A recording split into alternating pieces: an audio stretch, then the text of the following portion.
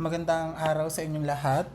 Tatalakayin ko ngayon, tayo ay sa Aralin 4, Komunikasyon sa Digital na Espasyo. At ito na ang ating huling aralin para sa buong semestre na ito. So ito ay pahapyaw na pagtalakay tungkol sa paraan ng pakikipagkomunikasyon sa digital na espasyo. So sa paglipas pa ng ilang araw, mas palalimin pa natin ang mga talakayan tungkol dito kasama ng mga etikal na paraan ng pakikipagkomunikasyon sa digital na espasyo, may ilang ideya tungkol rito, at ano-ano nga ba mga ginagamit na mga social media apps or platform para sa pakikipag-communicate sa mundo ng digital. So, ito ay tatalakayin ko lang ang sitwasyong pangwika parating sa social media sapagkat ito ay bahagi ng komunikasyon sa digital na espasyo. So, ano nga ba ang wika? So, sa naging talakay natin nung mga nakaraang semester, nakaraang quarter pa, tinalakay natin ang wika, kultura, so paraan ng pagkipagkomunikasyon kapag ganito ang lahi nila, etikal na paraan ng pagkipagkomunikasyon kapag nasa ganitong aspekto o nasa ganitong lugar, yan. So, pangkalahatan, kapag sinabi natin wika, so mahalaga siya sa pakikipag-ugnayan sa tao. So sa paraan ng pakikipagkomunikasyon, ginagamit natin ang wika. Lalo't higit kapag tayo nagpapahayag ng ideya o damdamin. So batid naman natin na meron tayong mga facial expressions, pero yung pinaka-common or pinaka-popular para magkaroon ng isang komunikasyon is dapat magkaroon tayo ng isang wika. At dapat yung wika na ito ay napagkasunduan natin na ito ang gagamitin natin para magkaunawaan tayo. Kasi nga sabi nga natin, nagkakaroon tayo ng communication barrier kapag yung language na ginagamit natin is hindi tayo nakakaintindihan. Magkaiba din language, tapos hindi, ibig sabihin nun, hindi naman kaintindihan. No? For example, ako fluent ako mag-Filipino, hindi ako marunong mag-English. Tapos ikaw ay nag-English ka. So, hindi tayo magkakaunawaan. Kaya ang mahalaga, dapat bago magkipag-communicate, mahalaga na nagkakaroon muna tayo ng pagkakasunduan na ito ang wika natin gagamitin. So, parating sa digital na espasyo, mas napabilis ng mga social media ang para na pagkipagkomunikasyon. So, batid naman natin, sa paglipas ng maraming panahon, nakakatulong na ang social media para mas mabilis na maipadala ang mensahe or mga ideya. Kasi kung babalikan natin yung mga nakaraang kasaysayan pa, nung hindi pa uso ang social media at internet, ang paraan ng pagkipagkomunikasyon ng mga tao noon is gamit ay liham. Madalas, yung liham inaabot pa ng ilang buwan, linggo bago makarating sa taong pinadalhan nito. For example, sa isang for example, nagkaroon ng namatay sa mahal sa buhay at yung taong mapadalahan, for example, is nasa Mindanao, ikaw nasa Luzon. So, expected na matagal ang pagpapadala ng mensahe. So, ibig sabihin, maaring 40 days na nung taong namatay bago matanggap yung liham. Pero hindi tulad ngayon dahil sa pag-usbong ng internet, technology at social media, naging mabilis ang paraan ng pagkipagkomunikasyon ng bawat isa. So segundo lang, mapadala ng mensahe at matatanggap na ito ng taong dapat makatanggap nito. Ngunit nagbabago rin ang paraan ng paggamit ng wika dahil sa mga sumusunod. So since sabi nga natin, isang karakteristik ng wika ay pagiging dinamiko o pagiging buhay nito. Nagbabagong wika depende sa mga pagbabagong naganap sa lipunan or sa society. So batid naman natin yan na nagkakaroon tayo ng mga changes when it comes sa language, 'di ba? Nagbabago siya paglipas ng panahon dahil nagbabago ang lipunan at nagbabago ang kultura. 'Di ba sa ibang estudyante ko na ituro ko na sa kanila ito na ang wika ay nagbabago at dapat makapag-adapt sa mga changes na nagaganap sa society. Kasi pag di siya nag-adapt, di siya nagbago, mamamatay yung wika, mawawala yung wika. Okay? So, ito yung mga social media na madalas na ginagamit sa paraan ng pakikipag-ugnayan o pagbibigay ng impormasyon o pagpapahayag ng ideya. Ito yung mas pinaka-common. Well, actually, marami pa dyan na ibang social media platform na ginagamit. For example, Telegram, Messenger, yan na ginagamit. Pero sa parating sa usapin ng social media, ito ang pinaka-common. Facebook, TikTok, yung Twitter na ngayon ay X na, Instagram, and YouTube. So yan naman ang ginagamit sa madala sa modernong pakikipagkomunikasyon. Okay po, so yung limang yan ang pinaka-common o pinaka-popular. Lalo't higit sa Pilipinas, pinaka-common ang Facebook. Sabi nga sa pag-aaral, halos 93% ng mga Pilipino ay may Facebook account. So, ganun siya karami. Try to imagine, yung population ng Pilipinas, 93% doon, may Facebook account sila. Okay? Now, sa social media, lumitaw ang iba't ibang estilo at anyo ng komunikasyon na minsan formal, ngunit madalas hindi formal. So, sabi ko nga sa inyo, Sa paglipas ng maraming panahon at taon, nagbabago ang wika dahil sa mga pagbabago sa nagaganap sa lipunan. So dahil nag-evolve ang technology, nagkaroon ng changes sa way ng pagkipag-communicate natin. Di ba? From formal to informal. It's mali ba yun, Sir Mike, na nagkakaroon ng pagbabago na hindi naging formal? Hindi siya mali. Kasi part to yun ng changes. Kailangan makapag-adapt ng language sa mga changes na nagaganap sa society. So, dito na papasok yung pagkakahalo ng wika. So, may tinatawag tayong code switching. Ano bang code switching? Ito yung pagsasalitaan ng dalawang wika sa loob ng isang pahayag o usapan. Sige, ibig sabihin nito, nakikipag-communicate tayo, pero dalawang language ang ginagamit natin dito. Nagkakaroon ng pagpapalitan. So, para mas manawaan mo, explain ko ito mamaya. Kasama rin dito ang pagpapalit ng wika o variation ng wika sa loob ng isang usapan o pangungusap. Kaya nga tinatawag siyang switching kasi nagpapalitan sila ng wika. Pero nasa isa lang siyang conversation. Ang ganitong case parating sa wika ay mas common kung yung tao is bilingual or bilingual or multilingual. Kapag sinabi natin bilingual, ibig sabihin nun, nakakapagsalita siya ng dalawang language na fluent siya. Pag sinabi natin multilingual, nakakapagsalita siya ng higit pa sa 3 wika na fluent siya. So, sabihin natin dito, hindi masasabing bilingual ang isang tao, yet maaaring kaya mong magsalita ng English, but the question is, fluent ba? Diba? Kung hindi naman siya fluent sa isang language yun, so hindi mo siya masabing bilingual, monolingual lang siya. Fluent siya mag-Filipino, pero hindi siya fluent mag-English, that's monolingual. Kung bilingual, fluent siya sa English, fluent siya sa Filipino. May pantay na kasanayan. At pag bilingual, fluent ka sa Bicol, fluent ka sa English, fluent ka sa Filipino or other language, that's multilingual. Now, parating sa code switching, sabi ko nga sa inyo kanina, pagpapalitan siya ng dalawang wika sa loob ng isang pahayag. Meron siyang 3 uri. May tinatawag tayong intersentential. Pag sinabi natin intersentential, pagkapalit ng wika sa pagitan ng pangungusap. So, maaaring nag-start ka ng Filipino at bigla ka ma-English. For example, hindi ako mag-aaral mamaya because I have an important meeting later with my clients. So, that's what we call intersentential.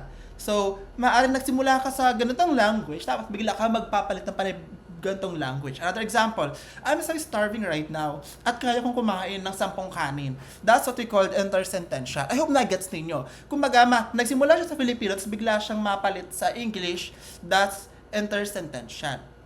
Na-gets ako niyan for sure. O for example, ang ganda ng mga bag na ito, I'll buy this later. That's what we call intersentential. Nagsimula ka sa Pilipinas, bigla ka nag-English na part ng code switching. Next ay intrasentential. Ang idea ng intrasentential is pagpapalit ng wika sa loob ng isang pangusap. Tinatawag din tong code mixing. Kumbaga, halimbawa, i-print mo nga ang larawan ng ating mga magulang. So, ginamit mo yung i-print. Kasi ang I is bahagi natin ng Filipino language. That's A, I, I, O, U. Diba? Yung paki, gamit siya sa atin sa Filipino language. That's unlapi. Sa mga panlapi, that's unlapi. Paki-paste ng mga nakuha mong impormasyon. Ang tawag po dyan ay intrasentential. Ibig sabihin yan, sa isang pangungusap, may pinapasok ka lang na ilang salita. Pero hindi mo yung buong pangungusap talaga na dire-diretso magbabago ka na ng salita. 'Di ba? For example, i-judge mo nga kung maganda yung gawa kong essay. So, ginamit mo, i-judge. Yung judge. 'Di ba? Another example ay, ma-purchase ako ng kape mamaya sa sentro. So, ginamit mo doon, ma-purchase. So, gumamit ka yung that's the Filipino that's Filipino word, unlapi. Then, gumamit ka ng purchase na English word. So, ang tawag po doon ay code mixing or intrasentential. Ang panghuli naman po na uri ng code switching is what we call tag switching. Ang idea ng tag switching, pagsingit ng isang maikling salita na hindi bahagi ng nakasanayan mong wika na ginagamit. For example, ang salitang okay, hindi naman yan sa atin. Ang katumbas natin, ayos. 'Di ba? Ayos ka lang. Ang okay, nasa English language. Nagets po ba ako? So, ibig sabihin yan, nagisingit tayo ng isang salita na hindi naman siya part ng ating language. For example, lakasan mo ang loob mo, okay? Ang lakasan mo ang loob mo, that's Filipino, pero ang okay is English language. Hey, balik ka rito. Ang hey ay English language na ang katumbas sa atin ay hoy. Gets? So, nasimula ka sa English, tapos bigla ka nagsingit ka ng isang salita sa English, tapos, sunod tayo Filipino. Huwag ka malito ha. Under intersentential, Filipino, then mahabang pangungusap na ibang language na. While tag switching, isang salita na gagamitin mo para gamitin sa isang pangungusap gumamit ka ng Filipino. Isip tayo, ano pa mga salita na ginagamit natin? For example, ouch, ang sakit. Yung ouch ay hiram na salita sa English. Tapos yung ang sakit ay sa Filipino. That's what we call tag switching. Nagigets po ako. Now, move forward. Para mas ma-comprehend natin, gawin natin compare and contrast. Code switching, pagpapalit ng wika sa pagitan ng pangungusap o bahagi ng usapan. Maaaring isang salita, for example, i-print, ma-purchase, ano pa ba? I-judge, yan ay mga halimbawa ng sako, ano yan? Yan ay nasa under yan ng mga code switching. Pero huwag kang malilito ha, eto siya. Nasa under siya ng code mixing. Huwag kang malilito. Code switching, maaring Filipino, tapos, dumiretso ka na sa mga English sa mahabang pangungusap, while code mixing, nagisingit ka lang ng mga ilang salita para magkaroon ng pagbabago na paggamit ng wika. So, dito tinatawag natin na, so maaari tawagin siya as Taglish. Yes, mas shortcut na tawagin siyang Taglish. 'Di ba? Kasi nga, nagka-Taglish siya, pinagsama may English-Filipino. Pero kung mas malalim, dito papasok yung tatlong uri. Yung tinalakay ko kanina. Gets po? So, Taglish, minsan konyo ang tawag sa kanya. Depende. Pero kasi sa konyo, ang Taglish kasi, nagkasalita ka ng dalawang language. For example, na pinaghahalong, for example, ay Taglish ay, I will buy this mamaya pagka-uwi ko. Ay, pagkakuha ko ng pera. That's Taglish. Pero pa rin sa konyo speaking kasi, meron siyang specific na tone. May accent. So, ibig sabihin nun, maaaring yes, Taglish siya, pero pag kinalasipay mo yung konyo under Taglish, sa Taglish, standard pa rin naman siya. Di ba standard? Kumbaga, yung Filipino mo is tunog Filipino, at yung English mo, tunog English. While sa konyo, yung Filipino mo, nagtutunog English siya. For example, aray, it's so masakit. Ouch, it's so masakit. Then that's what we call konyo na. Pero kung yung way naman, yung way ng pagkakasabi mo tunog Filipino pa rin naman siya, at yung English may standard English, for example, ouch, ang sakit ha, then that's Taglish. I hope na-gets ninyo. Okay? So, kung hindi ang pangyayari ng code switching and code mixing, hindi siya nangahulugan na ito ay tanda ng kakulangan sa wika. Nagkapatunay lamang to o isa tong manifestasyon na dynamic ang wika. Nagbabago siya. Nagbabago siya because may mga changes sa society. Nagbabago yung culture. Nagbabago yung identidad. So, it's normal na nangyayari siya. Part siya ng sistema. Okay po? Papasok na rin dito, hindi natawag natin na slang. Ang slang, mga bagong salita na ginagamit ng isang grupo. O karaniwan mga kabataan. For example, di ba, nagkaroon ng mga changes. Yung, for example, yung stana, yung konyo, lahat yan mga-consider as slang. Slang po lahat yung mga-consider. Kung ika-classify natin siya, konyo, yung stana, yung Soapy Frame language nila, for example, kung kilala niyo si Soapy Frame sa TikTok, lahat po yun ay bahagi ng slang. For example, yung mga ginagamit ni Quindura ng mga salita niyo, for example, ay yung mga decability, yan po ay halimbawa ng slang. For example, kay Soapy Prime ay yung mga e-gaiters, that's slang. Okay po, kung i-classify natin, kung ikakahon natin siya, lahat po ay mapasok sa slang. At dulot yun ang pagbabago na ganap sa lipunan. Okay po, kasama rin sa slang yung mga old na mga salita. For example, yung bago, for example, kay Malupiton, aray ko. Diba, for example, yung matanda na, di wow, pet malulod, loading. Itong bago, sa